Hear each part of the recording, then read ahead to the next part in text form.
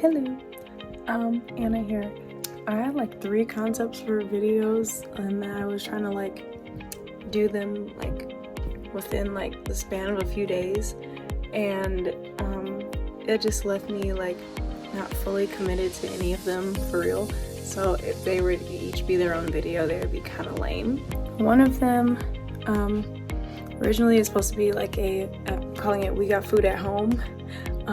Basically just shopping and making food. And then the second was me just dumping my brain on the concept of church celebrities basically, and church popularity or whatever.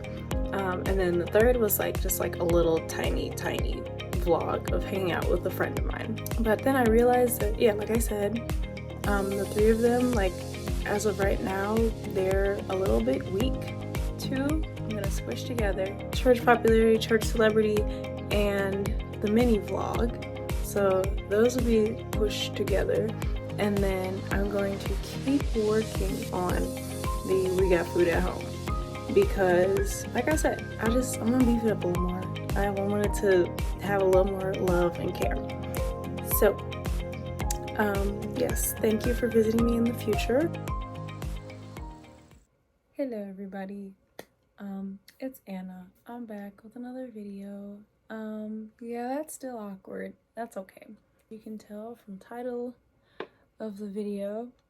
Today I like to use this term, dumping my brain. The topic is church celebrityism. Yeah, this has just been on my mind, on my heart for a little while recently, and I'm just gonna get my thoughts out. I'm gonna strive to do it without bashing any people, any groups, any churches, any organists. We're gonna be chill while I do it, so that it's not too awkward and too boring. I'm gonna do my nails. This is where we're starting.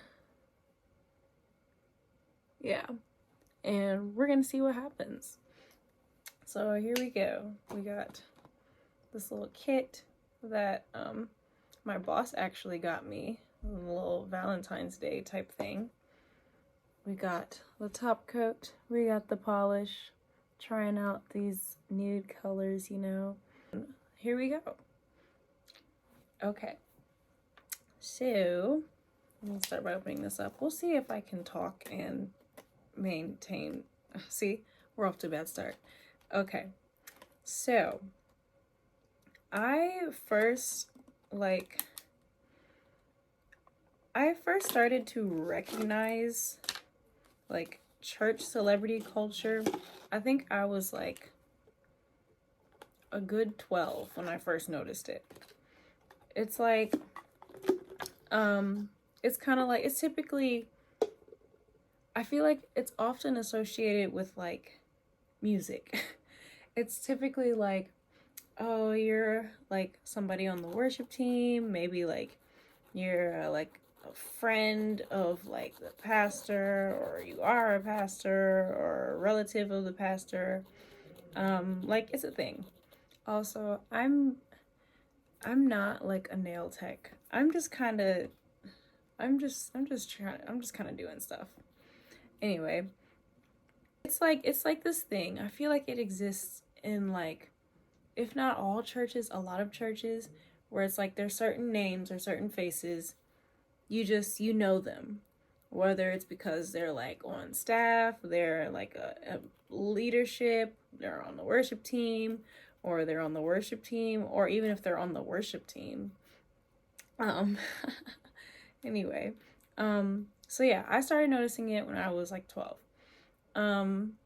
I will say that the church that I was attending at the time, I noticed it pretty strong. A clear distinction between the, I guess, regular congregants and staff and their families and friends of the first families. And so yeah, I'm I kind of picked up on it then. Then it didn't start to bother me until not too long after, when I was a teenager. like, that's when I really was like, wow, I can't do this. I'm trying to talk and do the nails. It's really not working.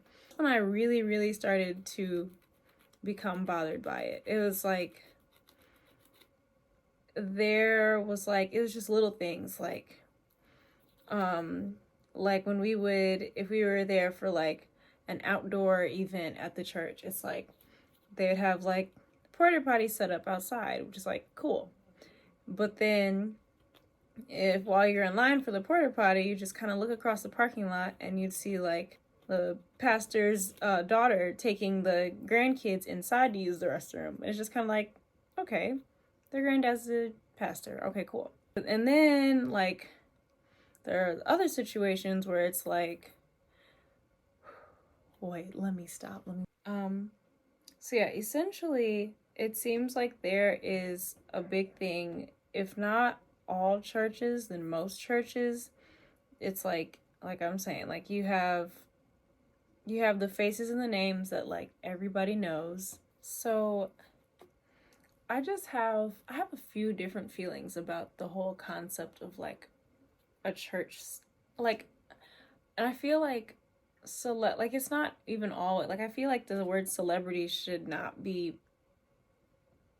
used in all cases, because it's like there are times where it's like, yeah, you know somebody because like they're active in the church, they get around, maybe they speak to people, like that is not a problem, that's cool. But I feel like when I hear church celebrity, it's like it sounds like a negative thing, because it's like a celebrity, like this is something, a person that like people know, maybe look up to, or they're aware of, like they're like following them and their life and everything. So it's kind of like, it seems like church is not the place for that, you know, because it's like at the end of the day, the purpose of going to church is to like read from God's word and come together as like a group to worship God. So it's kind of like, where is this concept coming from of these people that like everybody knows and like looks up to and all that type of stuff? So it's like, it kind of has a negative sound to it for sure, especially like using the word celebrity. So in my personal experience with like church celebrityism, and okay, let me come up with another term, because it's not always just like celebrityism. It's like sometimes people just are really outgoing and they really just like go out of their way to serve and be of service and to like know people, and that is great. But when it's like celebrity level, it's like you're like like everybody knows you and you're like untouchable kind of thing. Or like there's a clear distinction between you and just like a regular congregant, just because like you're in leadership, or you know someone in leadership, related to someone in leadership, or you do music. Like I feel like I'm harping a lot on being a music based church celebrity, because I feel like I saw that a lot, like in my experience, like growing up and everything. When I was a teenager, I did youth praise team. And it was almost like, I mean, granted, like we were teenagers. It was almost like a cool squad. I mean, I wasn't cool, but I felt like I was a part of the cool squad because I was on worship team. And I feel like it kind of carried over into like the adult praise team a little bit too. And like, not to say that they were for sure, like all of them were for sure like arrogant and snobby and looking, but it's like just kind of, I just remember like just kind of getting this vibe that it's like, oh, that's one of the singers, let me step back and give them space. Or like, oh, I'm one of the singers, like I just kind of always got that impression. Not necessarily that was anyone's goal, but that was the impression that I always had. I will say I personally was just kind of like in my mind kind of made them like, oh, it's them, they sing, or they're a musician, or so like it just like it was kind of a thing for me. Like I just automatically was just like, and it's like it's funny because like I can't think of the exactly where the scripture is, but like the Bible talks about how like people, like we have a knack for finding idols, and like other things to obsess over and like be fascinated by. Not to say that like obviously like there's nothing wrong necessarily with like being fascinated by someone. It just depends on like to what extent is it, you know? So yeah, it's like it just comes back to like the heart of it all. Like to what extent are you admiring like the gift that God has given this person to like help you to be a blessing to you and to minister to you, or is it just like, oh my gosh, it's them, it's this person? My personal experience, this really is not working very well. Okay, a little yeah, like the Bible talks about like partiality, and I just kind of feel like growing up, I don't want to say too much, but the church that I grew up in, I feel like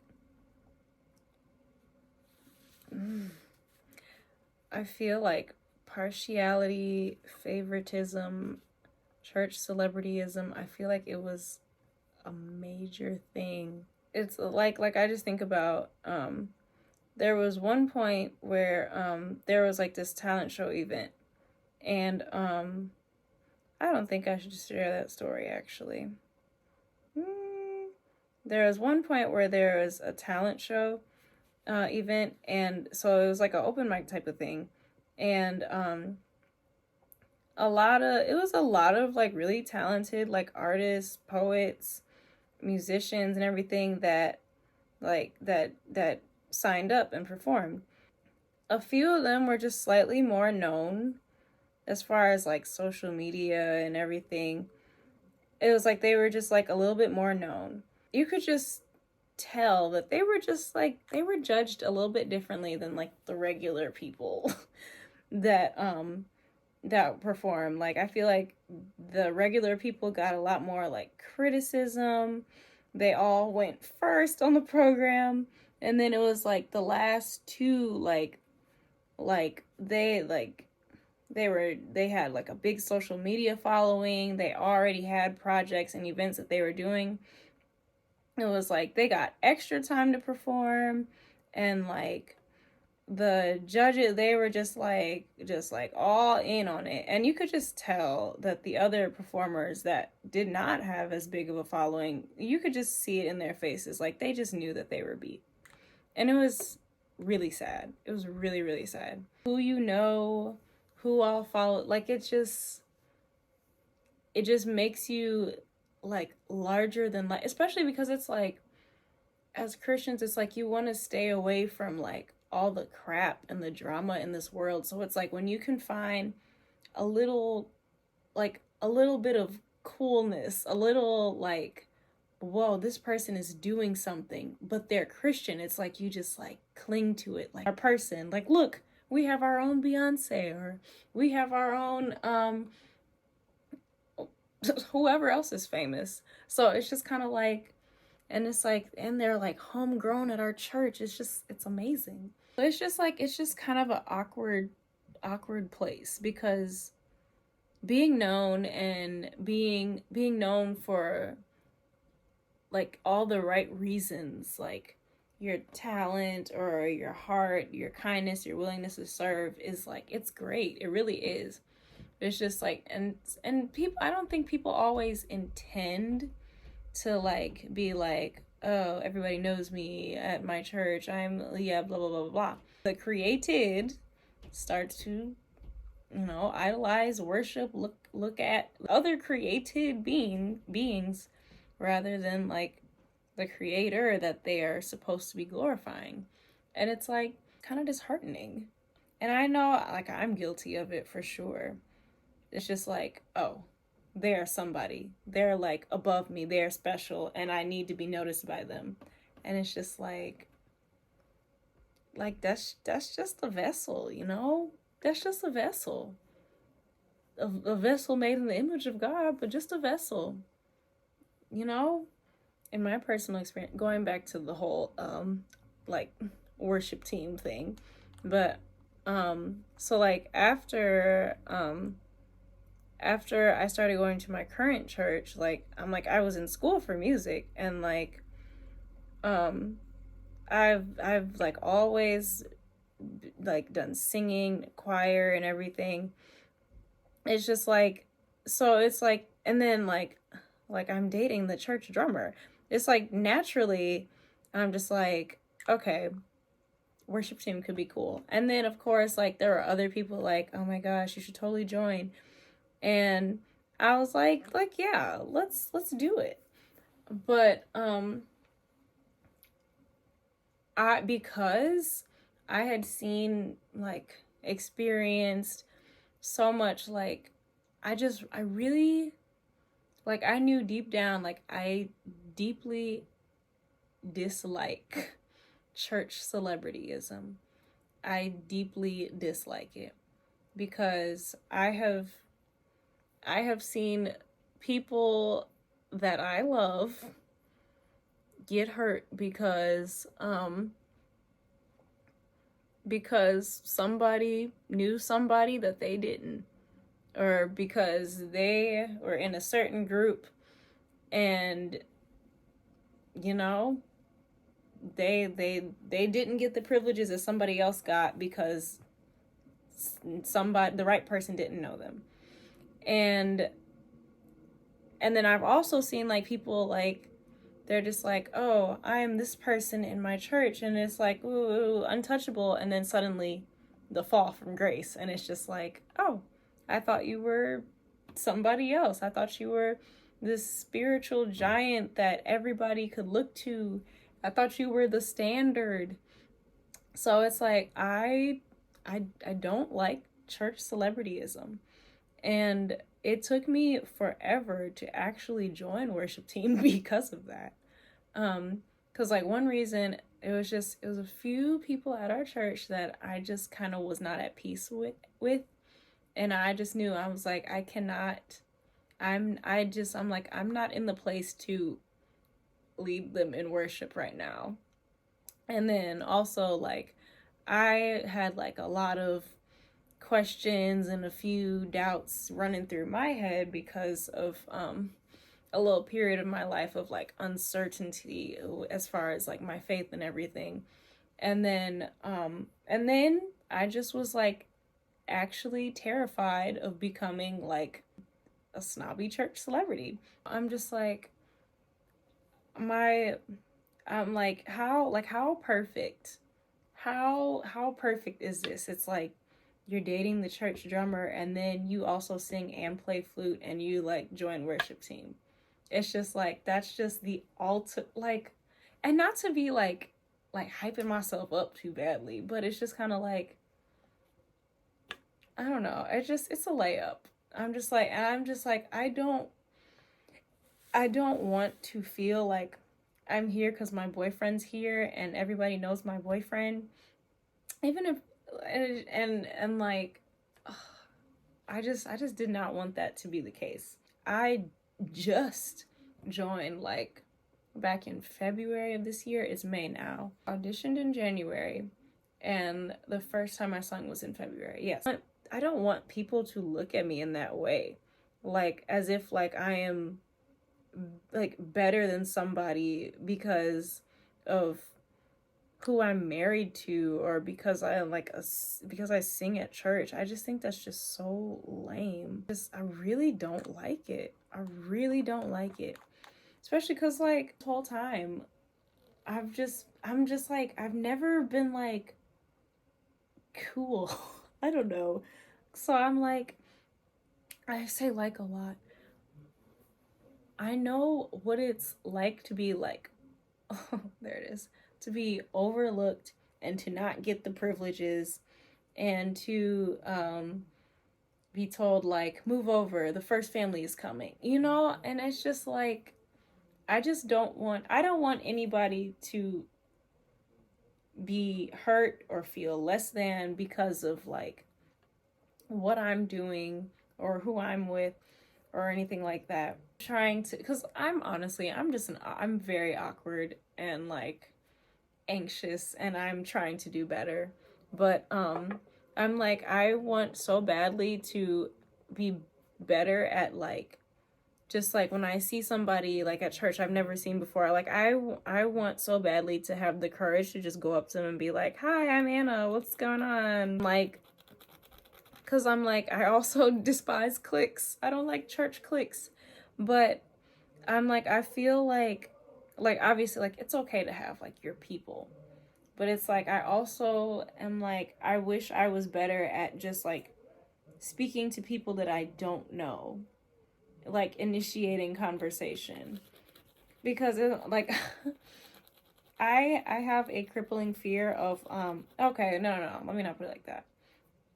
I think a lot about what people think about me, and I'm just like, I just really don't want to be, I don't want to be like that girl on worship team that only talks to worship team people, that is married to somebody, and also on worship team and on church staff, and she doesn't speak to me.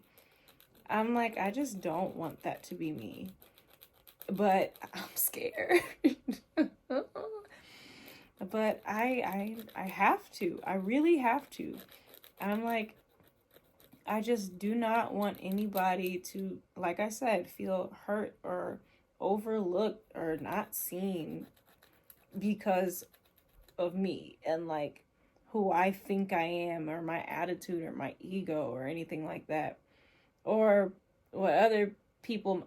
Okay. Sad little story. When my sister was a kid, she was in children's church, and there was a little situation where like she was probably like 7, but there was a little situation where she's like sitting in her classroom, and then the teachers come over with the pastor of our church. They come over with his granddaughter, and they're like, hey, can she sit here, because they're trying to like sit her next to a girl that my sister was friends with, but she was already sitting there. So they're like, hey, can she have this seat so she can sit next to this girl? And she was just kind of like, no. And they're just like, okay, bet, and just moved her stuff and then just had her move. And I'm just like, how do you do that to a kid just because of who's somebody's grandfather or somebody's father or mother, husband, wife? Like, how do you do that to somebody? And it's like, I just hate the idea of like people feeling less than simply because of what I do. And then it's like, you got to remember that like where you are in life is not necessarily like, that's not for you. I don't have like singing abilities just because, like, I didn't choose that for myself. I had no power over that. I like, it's literally the craziest story. Well, maybe not the craziest, but to me it's crazy how I ended up like with my husband. Like, it's just, I'm just like, none of this was my plan. I did not have any of this in mind. So it's like, to idolize a person because of like their speaking abilities or their singing or how well they play an instrument, like, it's when they're supposed to be doing it for God's glory, is just like, it's mind-boggling. Like, it's crazy. Just like the way I probably look using these tools. It took me so long to join worship team because I just was like, I can't be some fake church icon. And then it's a constant battle to keep myself in check. I had a moment like last night at rehearsal where like a little part of me was like, this is not what I want, or I don't like that. And like I had to catch myself, because I was like, well, it's not really about you. And because I'm just like, I'm sitting here thinking like, oh my gosh, I worked so hard to get this one thing done, and now something else is like kind of like just like throwing it all away. And I'm just kind of like, I was getting in my feels. I was like, I worked so hard to do and then I'm just like, but it's not about you. It's not about you. That's just something that just we need to constantly remind ourselves. It's not about you. It's not about your followers. It's not about your bland color palettes in your house and on your Instagram. It's not about what you can do, but because it again, all that stuff, that was not in your control. Your skills and your calling, that has nothing to do with what you want typically. I don't know what this is, but anyway. Okay. I think about like, bring it back. Also like the other end of all this where it's like, I guess it's like you just don't always know a person's heart. It's not always that people are trying to be snobby. Like, I know, like I said, I am awkward and I want to talk to people and make them feel seen, because there were a lot of times where I just did not in my life. And it's like, I just am just wildly awkward and insecure. So I just don't do it. And y'all pray for me on that, because I want to do better.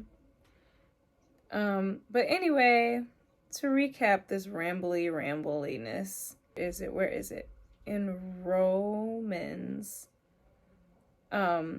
It talks about like partiality, and it's just like, if you have this rich person that comes in with like nice clothes and gold jewelry and everything, and you're like, oh, you come sit here, like, because like, you know, you're kind of fancy.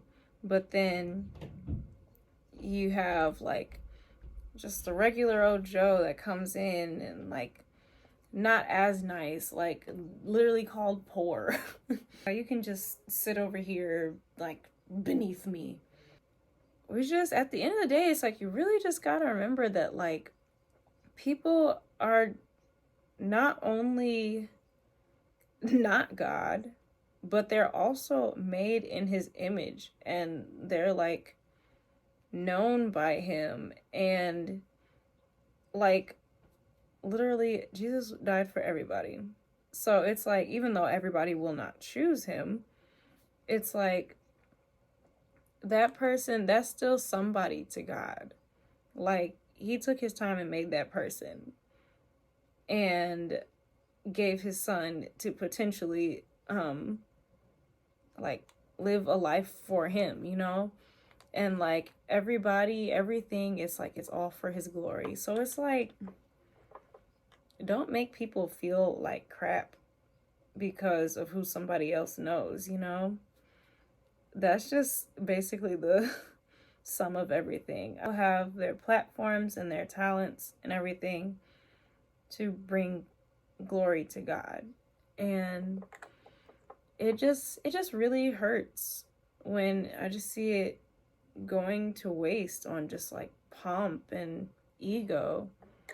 And I just hope people can do better. I really appreciate our church, because those people call the first family, they are, well, the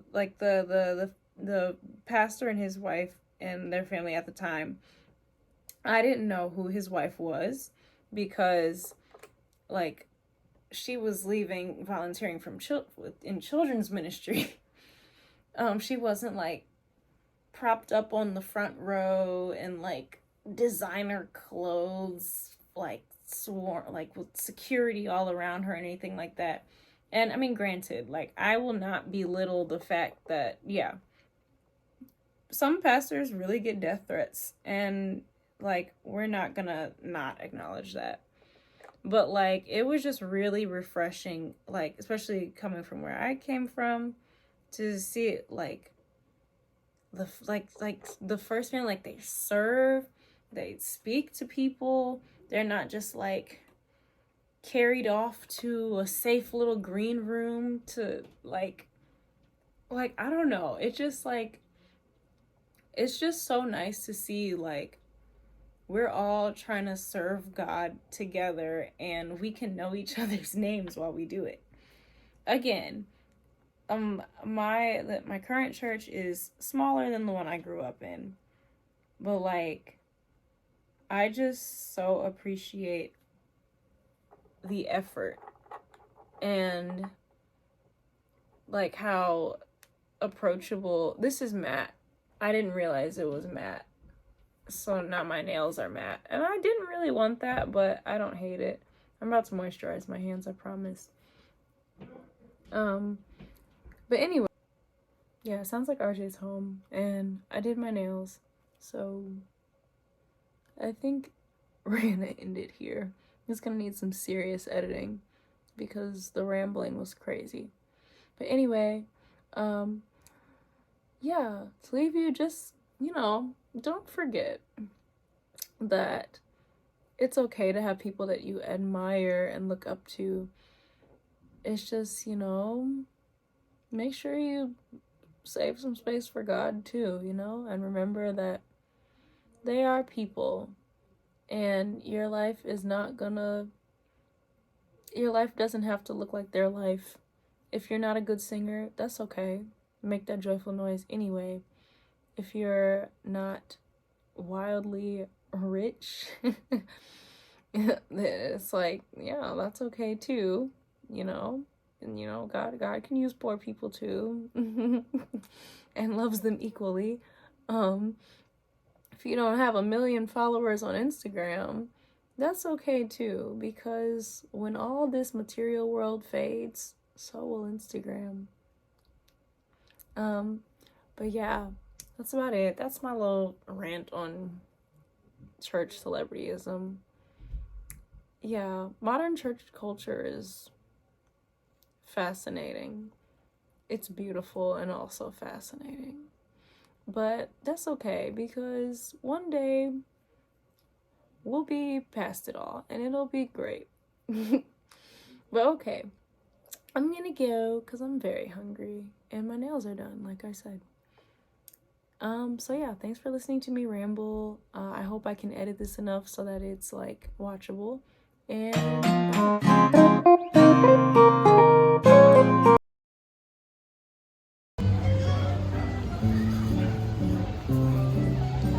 I love that. Live music.